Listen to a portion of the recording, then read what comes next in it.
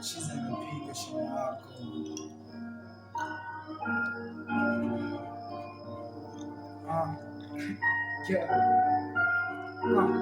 Sidhani kama kuna haja ya salamu, maana nimekupigia simu zangu pokei, na sasa hivi nipo staff.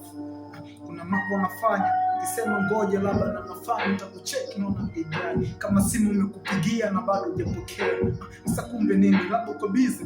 Hapana. Labda unatumia simu kwa siri? Hapana. Sasa kumbe nini?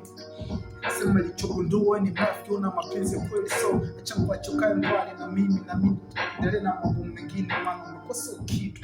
Umekuwa unachosha nafsi yako na unaniumiza roho.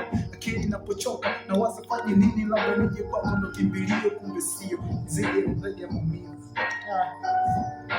Sasa kwa taarifa kupatia, labda unadhani mimi ni mbaya kiasi fulani, labda nitabaki tu na wewe. Hapana, wako wapata nisishia kudeti na mwanamke mmoja kama wewe ambaye ni msaliti, yani wanaume wengi utazani jiti za kibiriti.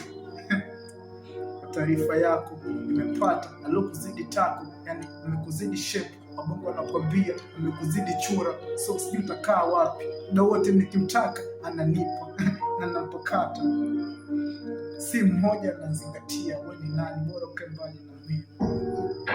Fuck you.